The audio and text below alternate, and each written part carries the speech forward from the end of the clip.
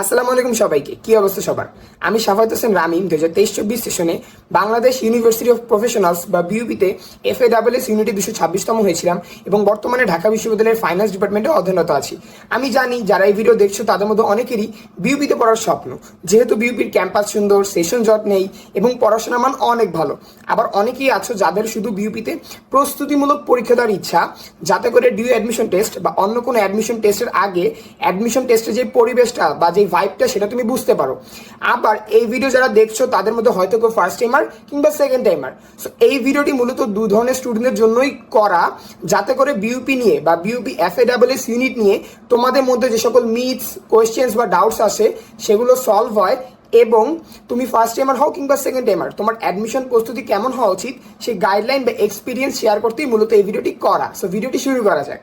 মূল টপিকে যাওয়ার আগে প্রথমে আসি বিইউপিকে নিয়ে আমাদের মধ্যে কি কি মিথস প্রচলিত আছে। তো এক্ষেত্রে মিথস নাম্বার 1 বা বহুল প্রচলিত মিথটি হলো বিইউপি কি পাবলিক ইউনিভার্সিটি নাকি প্রাইভেট ইউনিভার্সিটি। আমার মনে হয় অধিকাংশ বিইউপি ভর্তিচ্ছু শিক্ষার্থীদের মনে এই কোয়েশ্চেনটি থাকে।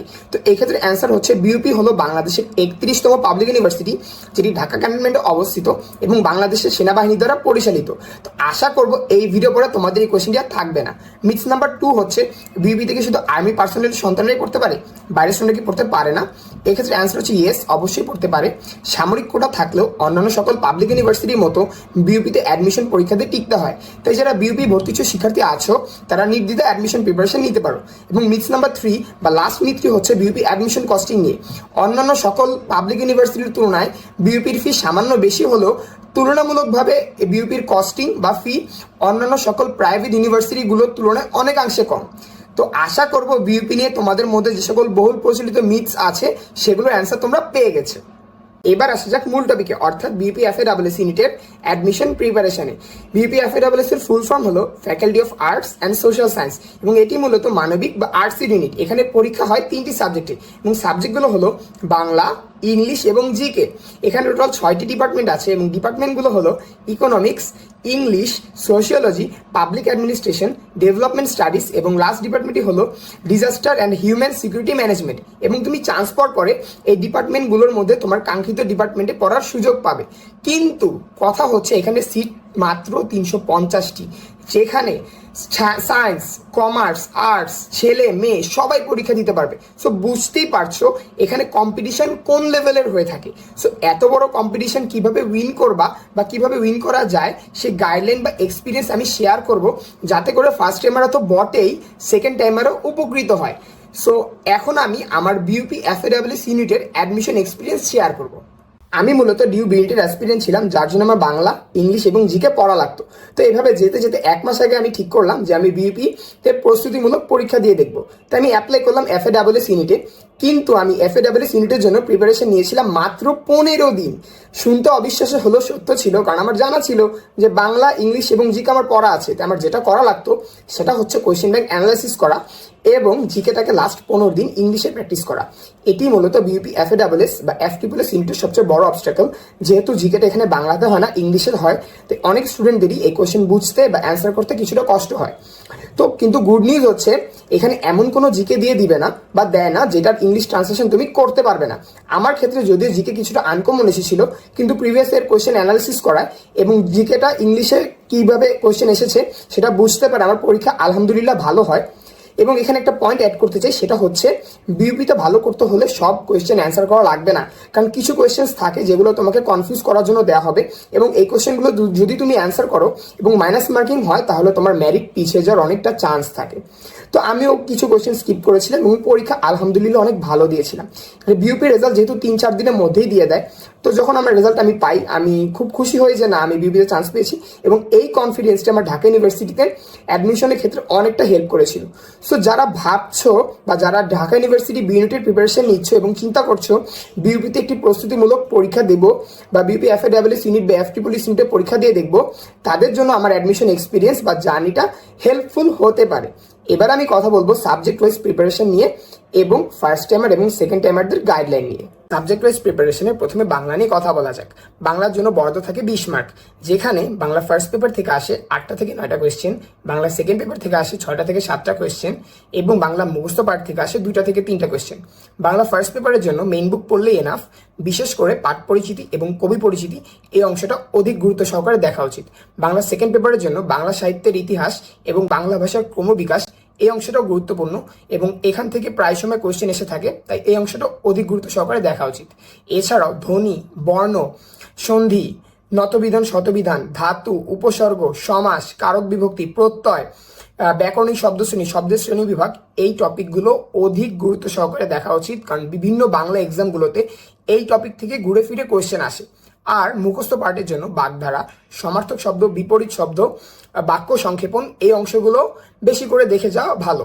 সো ওভারঅল এই টপিকগুলো পড়ে গেলে এবং প্রিভিয়াস ইয়ারের কোয়েশ্চেন ব্যাংক অ্যানালাইসিস করা থাকলে আশা করা যায় বাংলা এক্সাম অনেক ভালো হবে। এবার ইংলিশ প্রিপারেশন নিয়ে কথা বলা যাক।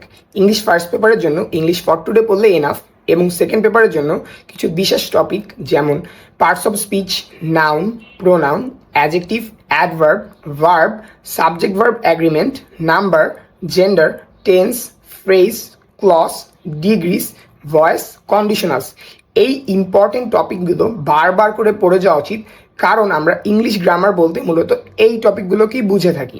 আর যেটা না বললেই না সেটা হচ্ছে synonym, antonyms, idioms and phrase, preposition, spelling. এই মুখস্থ আইটেমগুলো এমন কোনো এক্সাম নেই যেখানে আসে না। সো ধরেই নেওয়া যায় এই টপিকগুলো থেকে এবারও কোয়েশ্চেন আসবে এবং এটার কোনো বিকল্প নেই। তাই ওভারঅল তুমি যদি এভাবে প্রিপারেশন নাও বা এইভাবে প্রিপারেশনটাকে গুছাও, তাহলে আশা করা যায় তোমার ইংলিশ এক্সামও অনেক ভালো হবে। সাবজেক্ট ওয়াইজ প্রিপারেশনের লাস্টলি জিকের ব্যাপারে কথা বলি, যেটা নিয়ে ফার্স্ট টাইমার কিংবা সেকেন্ড টাইমার সবাই অনেক প্যারা খায় বা টেনশন করে। টেনশন করাটাই স্বাভাবিক, কারণ জিকের কোনো নির্দিষ্ট সিলেবাস নেই এবং এখানে জিকেটা ইংলিশ এসে থাকে, তার উপর জিকেতে 40 মার্ক থাকে। তো জিকেতে আসলে কীভাবে ভালো করা যায়? জিকেতে ভালো করার ওয়ান অ্যান্ড অনলি সলিউশন হচ্ছে প্রিভিয়াস ইয়ারের কোয়েশ্চেন ব্যাংক অ্যানালিসিস করা এবং বাজারে যে কোনো জিকে বই পেজ 1 থেকে লাস্ট পর্যন্ত শেষ করা। এর পাশাপাশি সাম্প্রতিক জিকে বা কারেন্ট অ্যাফেয়ার্সের বইগুলো রেগুলার পড়া, যাতে করে সাম্প্রতিক থেকে কোয়েশ্চেন আসলেও অ্যান্সার করা যায়। বর্তমান দেশের প্রেক্ষাপটে বিভিন্ন টপিক চেঞ্জ হলে কিছু নির্দিষ্ট টপিক রয়েছে যেগুলো থেকে প্রায় কোয়েশ্চেন আসে, প্রিভিয়াস ইয়ারও এসেছে এবং আগামীতেও আসবে। তো সেই টপিকগুলো কী কী? টপিকগুলো হচ্ছে বাংলাদেশের পরিচিতি, বাংলাদেশের ইতিহাস ও সংস্কৃতি, বাংলাদেশের ক্ষুদ্র নৃগোষ্ঠী, বাংলাদেশের নদ নদী, বাংলাদেশের জেলা ও শহর, ঔপনিবেশিক শাসন ইত্যাদি। আন্তর্জাতিক টপিকগুলোর মধ্যে রয়েছে বিভিন্ন দেশের পরিচিতি, রাজধানী, শহর, সংবাদ মাধ্যম, পার্লামেন্ট, খেলাধুলা, বিভিন্ন ব্যক্তি, দার্শনিক, লেখক ও তাদের বই, আন্তর্জাতিক সংগঠন, আইসিটি, মহাকাশ, পুরস্কার ও অ্যাওয়ার্ড, জাতিসংঘ, সাম্প্রতিক যুদ্ধ ইত্যাদি। আমি তোমাদের গ্যারান্টি দিয়ে বলছি না যে এই টপিকগুলো থেকেই কোয়েশ্চেন আসবে, কিন্তু এইটুকু সাজেস্ট করতে পারি যে তোমার যদি এই টপিকগুলো ভালো মতো পড়া থাকে এবং সাম্প্রতিক জিকে আয়ত্তে থাকে, তাহলে তোমার এক্সাম ভালো হবে বলে আশা করা যায় বা ভালো করা সম্ভব। আর যারা জিকে নিয়ে প্যারা খাচ্ছ যে জিকে ইংলিশ আসলে কিভাবে অ্যান্সার করবে, তাদের আমি একটা সহজ এক্সাম্পল দিই। সাপোজ একটা কোয়েশ্চেন এসেছে, how many districts are there in Bangladesh? এটার অ্যান্সার হচ্ছে 64। এটা চিন্তা করতে কি তোমার খুব বেশি সময় লেগেছে বা খুব বেশি কষ্ট হয়েছে? অবশ্যই না। তো তোমাকে এমন টাইপের কিছু জিকেই দেওয়া হবে যেগুলো তুমি বাংলা জিকেতেই পড়ে থাকবা এবং ট্রান্সলেট করতে বা বুঝতে খুব বেশি সমস্যা হবে না। তো আশা করছি তোমরা তোমাদের অ্যান্সার পেয়ে গেছো। সো ওভারঅল তুমি যদি জিকের টপিকগুলো ভালো মতো পড়ো, সাম্প্রতিক জিকেটাকে চর্চায় রাখো এবং জিকেটাকে ইংলিশে রেগুলার প্র্যাকটিসের মধ্যে রাখো, তাহলে আশা করা যায় তোমার জিকে এক্সাম তোমার এক্সপেকটেশন থেকেও অনেক বেটার হবে। এবার কথা বলি ফার্স্ট টাইমারদের গাইডলাইন নিয়ে। তো গাইডলাইন নাম্বার 1 হচ্ছে অ্যাডমিশন সার্কুলার সম্পর্কে সতর্ক থাকা, অর্থাৎ কোথায় কখন কোন ইউনিটে এক্সাম হবে তা জেনে নেওয়া, এক্সাম সিলেবাস প্রোভাইড করা থাকলে তা দেখে নেওয়া, এছাড়াও ইউনিট ভিত্তিক সিটস এবং ডিপার্টমেন্ট সম্পর্কে আইডিয়া রাখা। গাইডলাইন নাম্বার 2 হচ্ছে টাইম ম্যানেজমেন্টের ব্যাপারে সতর্ক থাকা। যেহেতু 60 মিনিটে 80টা এমসিকিউ দাগানো লাগে, তো অবশ্যই ঠান্ডা মাথায় পরীক্ষা দেওয়া, যাতে করে লাস্ট মোমেন্টে গিয়ে অনেকগুলো এমসিকিউ না জমে যায় এবং 3টা থেকে 4টা কোয়েশ্চেন আসে যেগুলো সহজে অ্যান্সার করা যায় না বা পারা যায় না। তো সেই এমসিকিউগুলোতে বেশি সময় না ব্যয় করে যেগুলো সহজে পারা যায় সেগুলো অ্যান্সার করা, এবং লাস্টে গিয়ে যদি দেখা যায় যে সেই 3টা থেকে 4টা এমসিকিউ অ্যান্সার করা যাচ্ছে না, তাহলে সেগুলো স্কিপ করা। গাইডলাইন নাম্বার 3টি স্পেশালি তাদের জন্যই বলা যারা শুধু বিউপিতে প্রস্তুতিমূলক পরীক্ষা দিতে চায়। তো গাইডলাইন নাম্বার 3 হচ্ছে, যদি তুমি শুধু বিউপিতে প্রস্তুতিমূলক পরীক্ষা দিতে চাও, বিউপি তোমার কাঙ্ক্ষিত ইউনিভার্সিটি না হয় এবং বিউপি এক্সামও যদি তোমার ভালো না হয়, তাহলে হতাশ হয়েও না, বা আক্ষেপ করো না, কারণ এই ভুল থেকে শিক্ষা নিয়ে তুমি তোমার পরবর্তী অ্যাডমিশন এক্সামগুলো ভালো দিতে পারবে। যেহেতু ঢাকা ইউনিভার্সিটির এক্সামের 1 মাস আগে বিউপির এক্সাম হয়ে থাকে, তাই এখানে কোনো ভুল করলে তুমি সেই ভুল থেকে শিক্ষা নিয়ে পরবর্তী এক্সামগুলো ভালো দিতে পারবে। তাই এই এক্সামের মাধ্যমে তুমি তোমার প্রস্তুতি যাচাই করে নেওয়ার ভালো একটা সুযোগ পাবে। গাইডলাইন নাম্বার 4 হচ্ছে সাবজেক্ট ওয়াইজ প্রিপারেশন নেওয়া। এই বিষয়ে আমি আগেই ভিডিওতে কথা বলেছি। তো আশা করব যদি তোমরা সাবজেক্ট ওয়াইজ প্রিপারেশন গুছানো রাখতে পারো বা ভালো একটা প্রিপারেশন নিতে পারো, তাহলে তোমার চান্স পাওয়া শুধু সময়ের ব্যাপার। গাইডলাইন নাম্বার 5 হচ্ছে কোশ্চেন ব্যাংক অ্যানালিসিস করা। কারণ কোশ্চেন ব্যাংক অ্যানালিসিস করলে তুমি বুঝতে পারবে কোন টপিকগুলো বেশি আসে, কোন টপিকগুলো কম আসে, কোন টপিকগুলো বেশি ইম্পর্টেন্ট। তাই কোশ্চেন ব্যাংক অ্যানালিসিসের বিকল্প নেই। গাইডলাইন নাম্বার 6 হচ্ছে বি কনফিডেন্ট। কারণ তোমার প্রিপারেশন যদি গুছানো হয় এবং তুমি যদি সেই প্রিপারেশনটাকে এক্সিকিউট পারফেক্টলি করতে পারো, তাহলে তোমার কারো সাধ্য নেই তোমার রেজাল্ট আটকানো বা তোমাকে চান্স পাওয়া থেকে আটকানো। তাই অবশ্যই বি কনফিডেন্ট ইন ইয়োরসেলফ। আর সেকেন্ড টাইমারদের জন্য গাইডলাইন নাম্বার 1 হচ্ছে ডোন্ট রিপিট ইউর মিস্টেক্স। যেহেতু আপনারা অলরেডি একবার এক্সাম দিয়ে ফেলেছেন, তাই চেষ্টা করবেন প্রিভিয়াস মিস্টেক্সগুলো যাতে রিপিট না হয়, অথবা একই ভুলের কারণে আপনার সেকেন্ড টাইম চান্স যাতে মিস না হয়। গাইডলাইন নাম্বার 2 হচ্ছে আইডেন্টিফাই ইউর উইকনেস। অর্থাৎ আগের বার কোন ভুলের কারণে আপনার চান্স হয়নি সেটি আইডেন্টিফাই করা এবং একই পারিপার্শ্বিকতা এবার কি কি ভুল হতে পারে সেই ব্যাপারে সতর্ক থাকা। গাইডলাইন নাম্বার 3 হচ্ছে B the best version of your self. কারণ আপনি সেকেন্ড টাইমের জন্য যথেষ্ট সময় পাচ্ছেন, তো আগের বারের তুলনায় এবার যদি আপনি বেটার প্রিপারেশন নিতে না পারেন, তাহলে আলটিমেটলি এবার আপনার চান্স পাওয়ার হার অনেকটা কম। তাই চেষ্টা করবেন আগের বারের তুলনায় এবারের প্রিপারেশন যাতে মোর অ্যান্ড মোর বেটার হয়। এবং গাইডলাইন নাম্বার 4 হচ্ছে বি মেন্টালি টাফ। যেহেতু আপনি সেকেন্ড টাইম এক্সাম দিবেন, তো আপনার পারিপার্শ্বিকতা বা আশপাশ থেকে অনেক নেগেটিভ কমেন্টস শোনা লাগতে পারে। সো কাইন্ডলি সেই কথাগুলো কান দিবেন না এবং নিজের সর্বোচ্চ অ্যাটেম্পটা দিবেন। ট্রাস্ট মি, আপনি রেজাল্ট পর বুঝতে পারবেন যে আপনি আপনার কামব্যাকে কতটা খুশি এবং আপনি আপনার পটেনশিয়ালকে রিচ করতে পারছেন। আর লাস্টলি, ফার্স্ট টাইমারদের জন্য যে গাইডলাইন দেওয়া হয়েছে, সেকেন্ড টাইমারও সেখান থেকে নিজেদের প্রয়োজন মতো গাইডলাইনগুলো নিয়ে নিতে পারেন। তো এই ছিল আজকের ভিডিও। আশা করছি বিউপিকে নিয়ে এবং বিউপি এফএডব্লিউএস ইউনিট নিয়ে যত কোয়েশ্চেন্স, ডাউটস, প্রিপারেশনস, গাইডলাইন্স ছিল সেসব ব্যাপারে আমি ক্লিয়ার করতে পেরেছি। এবং এই ভিডিওর মাধ্যমে ফার্স্ট টাইমারও তো বটেই, সেকেন্ড টাইমারও কিছুটা হলেও উপকৃত হবে বলে মনে করি। আবার দেখা হবে অন্য কোনো ভিডিওতে।